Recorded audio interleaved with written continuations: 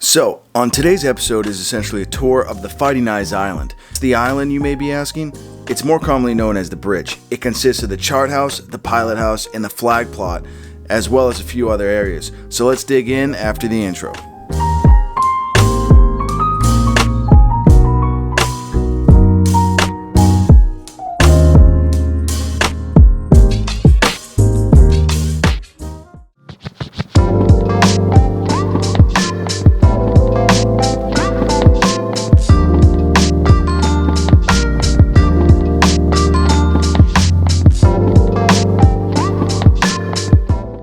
So here it gives you kind of a basic understanding of what each of the three main compartments of the island does. The chart house, which is responsible for knowing the Intrepid's position, which was essential for carrying out missions. Pilot house, kind of self-explanatory. It's where they control the ship, from engine rooms to the steering. All happens in the pilot house. The flag plot. When Intrepid was designated flagship, the admiral and his staff commanded a group of ships from the flag plot.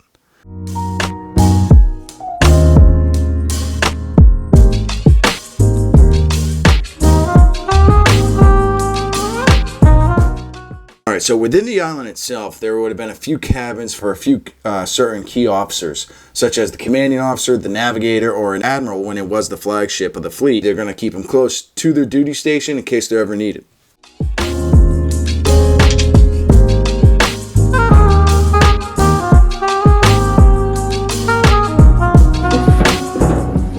I'm starting to wonder, how does one get unrestricted access? Because seriously, I want to see what else is up there. So obviously this is decades and decades before GPS ever happened. So you really need a compass, timing, as well as speed to really figure out where you are in the world. Chart house, that's where all this would happen. And believe it or not, when you're doing flight operations, you're going to want to know where the ship is because that's where you land. Now, obviously, guys, I am not going to even try to decipher what 85-90% of the stuff here in the island really does. I really don't have the slightest clue. But if you guys see anything that you do know what they do, please don't hesitate. Let me know down in the comments.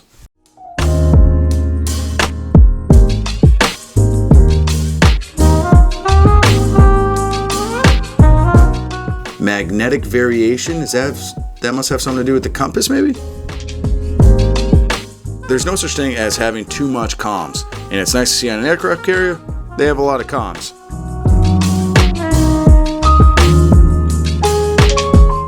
But I do thoroughly enjoy seeing kind of the very first units of sonar. Pretty neat.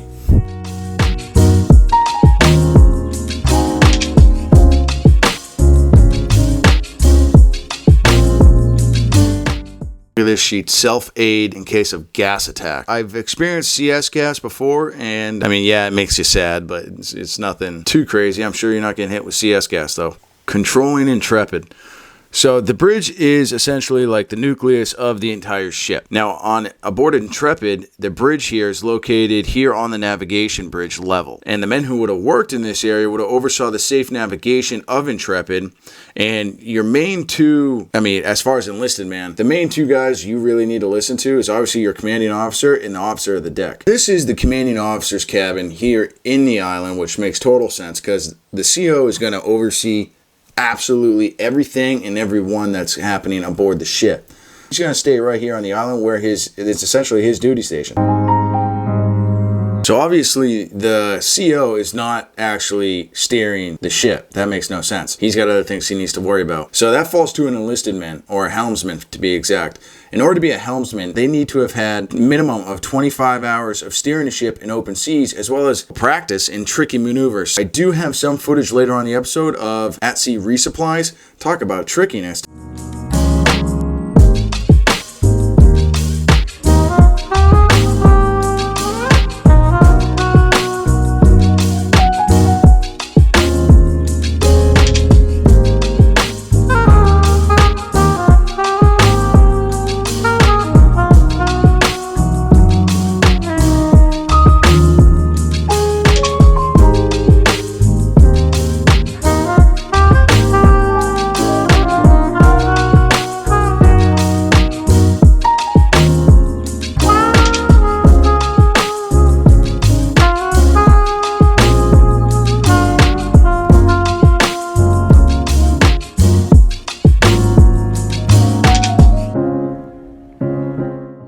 believe this pipe here goes down a deck or two, and that's actually, believe it or not, I would like you could say backup comms. You could yell into that pipe, and the guy on the other end of that thing could probably make out what you're saying. Better than 2 tin cans and a string.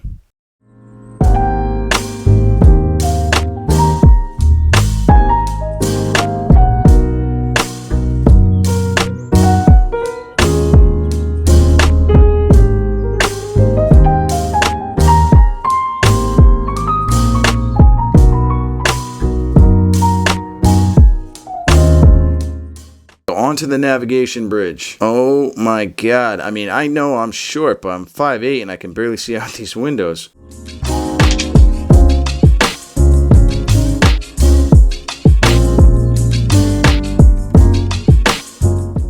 This is wild. So you have, that's the essentially relaying to the engine room how fast you should be going, compasses, sonar.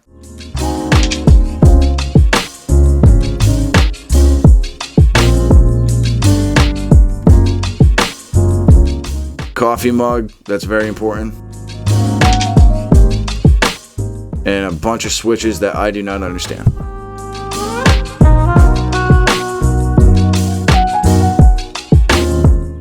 This is the captain's chair right here. And the captain from his chair has essentially all the tools available to him. He can make contact with comms with anyone, anywhere on the ship. He, as well as knowing the ship's speed and direction, especially during flight ops, is pretty important. And because he oversees the flight deck during flight ops, which means he's, again, total control over everything that's happening on board the ship. And the view is killer.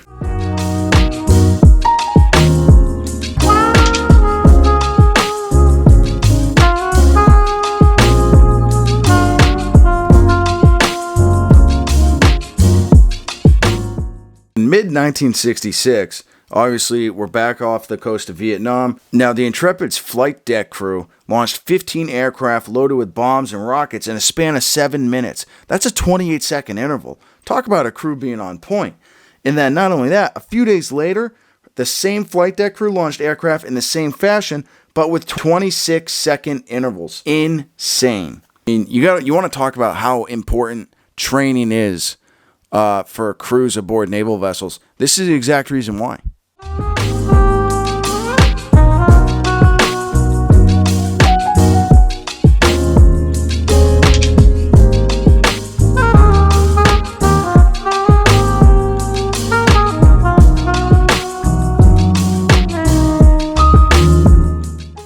So obviously, if you come here to the Fighting Eye today, the flag bridge and the navigation bridge are closed up, windows, beautiful, beautiful scene, right? But back when the Fighting Eye was initially built at the start of World War II, both bridges were wide open to the elements. So, I mean, you're talking rough weather and pounding rain. Whoever worked at these duty stations had to have had endurance, and I'm sure there were times where they really didn't care for their job. Now, shipyard workers enclosed the Fighting Eye's bridges during the modernization overhaul that took place from 52 to 54. The angled windows helped to reduce the glare.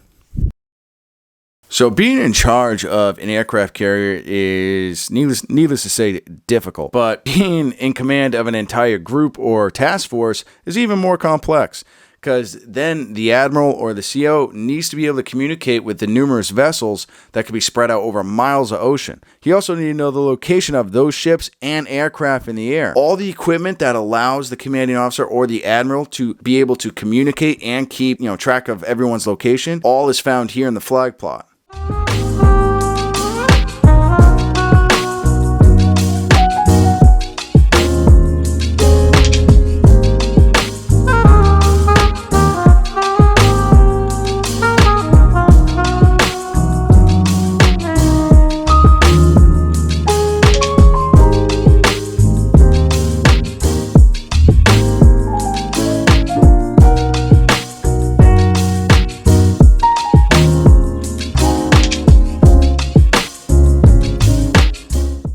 Now, when you're an admiral in the United States Navy, you actually have an aide and then an entire staff. So this is the chief of staff's cabin. This is essentially the admiral's aide. This is where he would have stayed, and as well as oversee the rest of the admiral's staff. So believe it or not, obviously a big part of military operations is reconnaissance. And back in World War II in Vietnam, was you took a reconnaissance aircraft, flew it over your target, and the aircraft took pictures. How does the film get developed? Well, on board the Fighting Knight here, there's an entire photography lab. So this whole, and you know what's funny? This whole area is actually kind of off into its own corner. So I wonder how many people actually just walk by this without really ever coming in here. Now, what happens on aircraft carriers today, it's actually its own MOS in the Navy that includes photographer's mate, journalist, lithographer, and illustrator draftsman.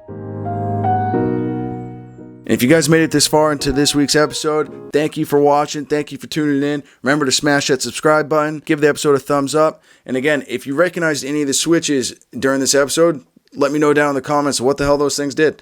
And I will see you all next week at the same time, same day, same channel.